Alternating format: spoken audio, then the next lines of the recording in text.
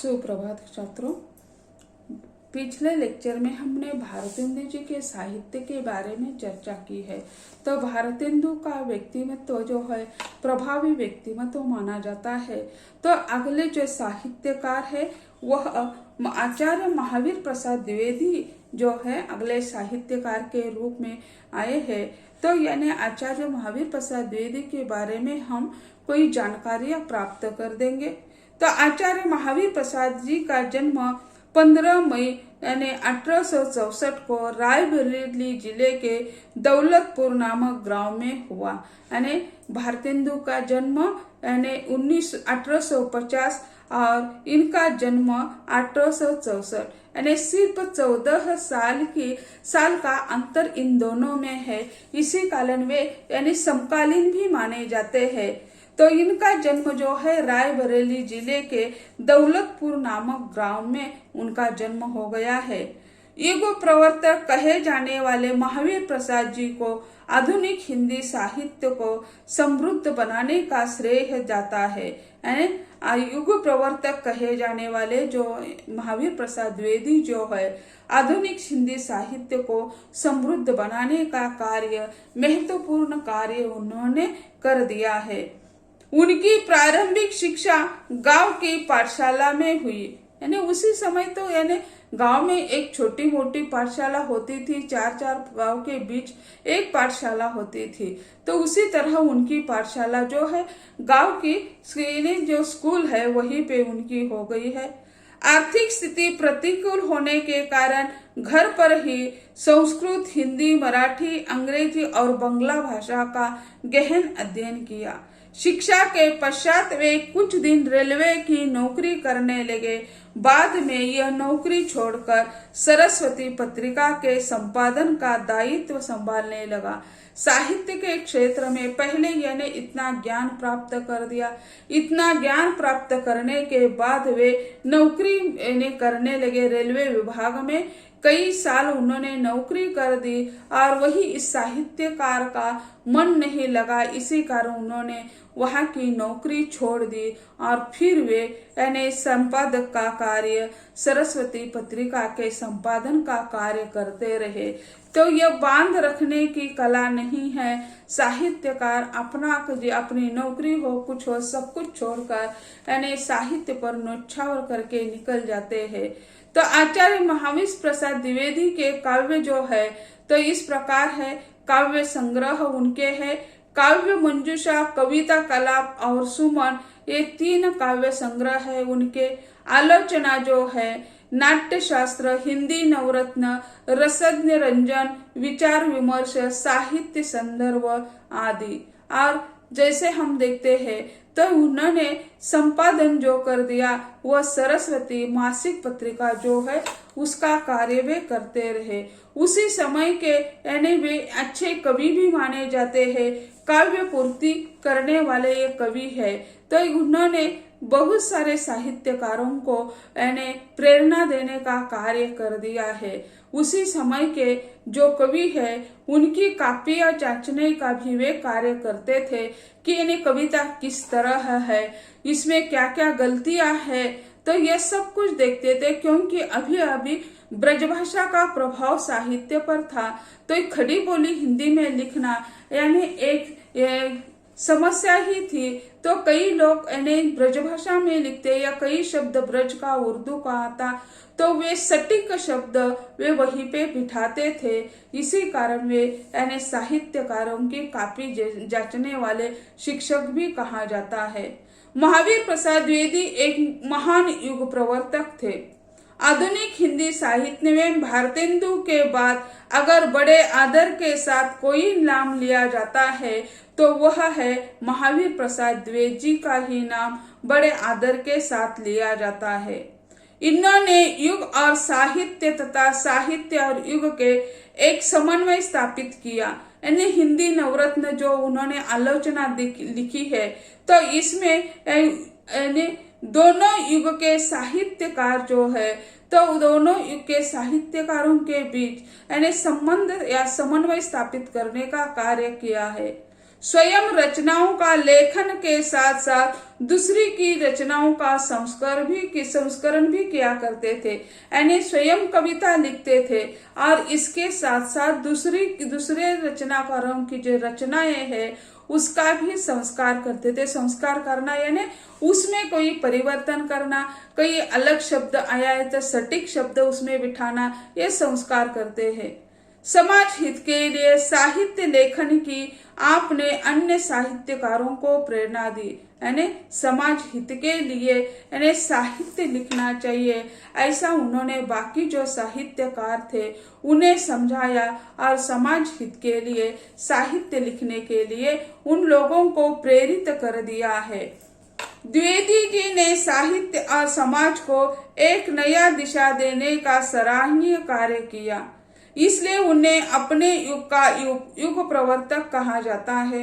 उन्हीं के नाम के आधार पर ही हिंदी साहित्य में द्विवेदी एक रचना काल रखा गया।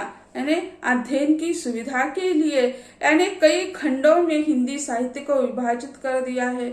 जैसे कविता के रूप में भारतेंदु युगीन कविता, द्विवेदी युगीन कविता, छायावादी कविता, छायावादोत्तर कविता, प्रयोगवादी कविता, प्रगतिवादी कविता, साठोत्तरी कविता, जनवादी कविता, तो ऐसा अलग अलग। तो यानी उसी कारण उन्हें द्विवेदी ऐसा भी कहा जाता है या द्विवेदी युगीन कविता ऐसा भी नामकरण होता है। उन्होंने हिंदी साहित्य में युग प्रवर्तन का कार्य किया। तो इस तरह तो कहने क्या उन्होंने क्या कर दिया, युग प्रवर्तक के रूप में कार्य किया। तो उनके विशेषता क्या है, तो यानी संपादक एवं आलोचक के रूप में उन्होंने महत्वपूर्ण काम किया है। आलोचक के रूप में वे महत्वपूर्ण माने जाते हैं क्योंकि यह आलोचना या निबंधकार के रूप में हम देखते हैं तो भी उसमें यानी आलोचना करना यानी क्या है, तो दूसरों की जो कापियां है, दूसरों का जो साहित्य है उसे पढ़कर इसमें जो लिखा है वो सच है या झूठ यह लिखना यानी आलोचना है। तो आलोचक और संपादक के रूप में उन्होंने कार्य किया है। द्विवेदी जी ने निबंधकार, आलोचक, संपादक एवं अनुवादक के रूप में सफलता प्राप्त की। यानी द्विवेदी युगीन निबंध, शुक्ल युगीन निबंध, तो यानी ये निबंध के क्षेत्र में प्रचुर मात्रा में उन्होंने कार्य कर दिया है। तो वे निबंधकार के रूप में, आलोचक के रूप में, संपादक एवं अनुवादक के रूप में वह सफल रह चुके हैं। उनका महत्व उनकी रचनाओं के आधार पर उतना नहीं जितना संपादक एवं आलोचक के रूप में है। उन्होंने युग प्रवर्तन का कार्य किया है।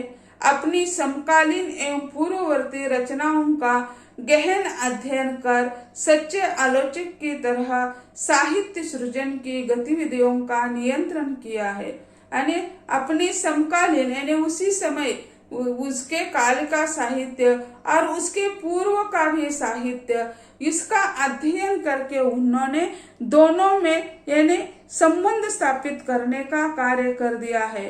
उन दिनों सरस्वती पत्रिका का काफी महत्व था। उसी समय यानी जैसे हम देखते हैं सरस्वती पत्रिका यानी महत्वपूर्ण मानी जाती थी। इस पत्रिका का संपादन महावीर प्रसाद द्विवेदी करते थे। उन्होंने रेल की नौकरी छोड़ दी थी और वे यानी संपादन का कार्य करते थे, सरस्वती पत्रिका का संपादन करते थे। इस पत्रिका में प्रकाशित करवाने हेतु आने वाली रचनाओं का स्वयं द्विवेदी संशोधन करते थे। यानी पत्रिका में जो लेख हो, कहानी हो, उपन्यास हो, नाटक हो, जो कोई प्रकाशित करना है तो उसे पढ़कर उसमें वे संशोधन करते थे। उसमें कोई गलतियां रह जाती है तो उसे वे ठीक करते थे। ऐसे संशोधन करने की वृत्ति यानी उनके पास थी क्योंकि वे सच्चे आलोचक थे। आलोचक की दिशा यानी आलोचक के गुण उनके पास थे। अन्य कहीं पर प्रकाशित होने वाली त्रुटिपूर्ण रचनाओं को देखकर भी वे चुप नहीं रहते थे। तो जैसे कई दूसरे यहाँ यानी ये सरस्वती पत्रिका है तो दूसरी कोई पत्रिका प्रकाशित होती है और वो उनके सामने आ जाती है, उसे वो पढ़ते हैं तो उसमें जो त्रुटियां आती है उसे देखकर ये आलोचक चुप नहीं रहते थे, उस पर टिप्पणी कर ही देते हैं। तो यानी ये आलोचक का एक गुण ही माना जाता है। यही कारण है कि हम उन्हें रचनाकार से अधिक प्रदर्शक मानते हैं। यानी जैसे हम मानते हैं कि यानी सच्चा मित्र कौन होता है, तो सच्चा मित्र वही होता है जो अपनी त्रुटियां दिखाता है। यानी सही को सही और गलत को गलत कहने की तो होना ही चाहिए। तो ये आलोचक जो है उसमें कोई त्रुटियां होती है तो वो दिखाने का कार्य कर देते हैं। तो आचार्य के रूप में उनका महत्व कैसा है?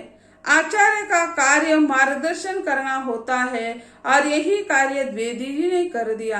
आचार्य यानी जैसे आज हम कहते हैं शिक्षक, लेकिन उसी समय की आचार्य की पद्धति अलग थी। जैसे गुरुकुल शिक्षा पद्धति होती थी तो वहाँ यानी आचार्य यानी आचार्य जी काम करते थे। तो ऐसे यह आचार्य की उपाधि है, इसी कारण वे अपना आचार्यत्व सही रूप से निभाते थे। ऐसे कहते हैं साहित्य किस तरह से लिखा जाना चाहिए और समाज हित के लिए उसका उपयोग किस तरह से होना चाहिए, इस बात की ओर संकेत करते थे। यानी पहला मुख्य उद्देश्य था उनका समाज हित। साहित्य से समाज हित होना चाहिए और वह कैसा होना चाहिए, समाज के लिए उपयोगी किस तरह होना चाहिए, इसके बारे में वे लेखकों को मार्गदर्शन करते थे। और अगर उसी तरह का साहित्य उनके सामने नहीं आता तो वे उस साहित्यकारों को डांट भी देते थे या उनके साहित्य में संशोधन भी करते थे। कठोर निरीक्षक यानी आलोचक का एक गुण है कठोर निरीक्षक होना चाहिए। अगर वो कठोर होता है तो उतना पतला भी होता है। तो जहाँ कठोर होना चाहिए वही कठोर होना ही चाहिए। अगर नहीं तो यानी जैसे गलतियां करने से लोग सावध नहीं होते हैं या सावधान नहीं रहते हैं। आचार्य महावीर प्रसाद द्विवेदी उच्च कोटि के निरक्षर रहे हैं। अपनी पुस्तक समीक्षा में केवल सत्य और असत्य पर विचार नहीं किया बल्कि उन सिद्धांतों का भी उन्होंने विवेचन किया है। यानी उच्च कोटि के निरीक्षक रहे हैं वे। अपनी पुस्तक पर समीक्षा में केवल सत्य और असत्य का विचार नहीं किया बल्कि उन सिद्धांतों का भी विवेचन कर दिया है। एक निबंधकार एक आलोचक होने के कारण वह उनकी यानी दृष्टि जो है वह एक निरीक्षक की दृष्टि बन चुकी है, जिनके आधार पर सत साहित्य का निर्माण होता है। उन्होंने लोक रुचि की परिष्कृतता की ओर भी विशेष ध्यान दिया, इसलिए भी वे युग प्रवर्तक के रूप में पहचाने जाते हैं। साहित्य में रुचि निर्माण करने वाले यह एक उनका व्यक्तित्व दिखाई देता है।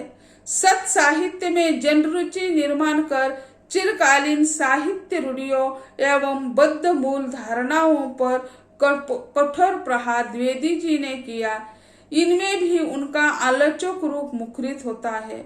उनका लक्ष्य ही समाज सेवा होने के कारण उन्होंने जो कुछ भी लिखा वह समाज सेवा हेतु ही लिखा है।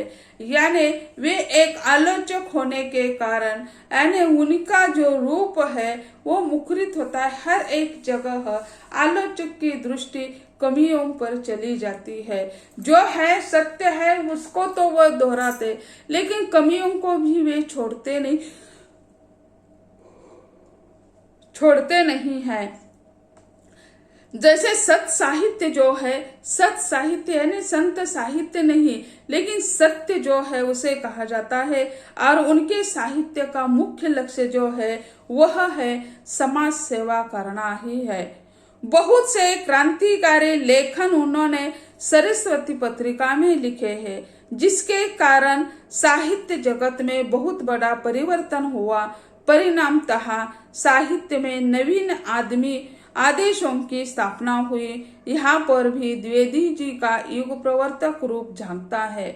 यानी उन्होंने मुख्य लक्ष्य जो है साहित्य का वो समाज सेवा है, और क्रांतिकारी जो साहित्य उन्होंने सरस्वती पत्रिका से ही लिखना प्रारंभ कर दिया। इसी कारण यानी साहित्य में नवीन आदर्शों की स्थापना इस काल में हो चुकी है। या यह जो है उनका जो युग प्रवर्तक का गुण जो है या आलोचक का गुण जो है वह निखर होता हुआ दिखाई देता है। तो ऐसे ही जो है महावीर प्रसाद द्विवेदी जो है तो वह यानी आचार्य के रूप में कैसे है और साहित्य रुचि निर्माण करने वाले रूप में कैसे है, इसके बारे में हमने आज चर्चा की है। आज यही कहते हैं, अगले लेक्चर में निबंधकार के रूप में महावीर प्रसाद द्विवेदी किस तरह कार्य करते हैं इसके बारे में हम चर्चा करेंगे। आज यही कहते हैं।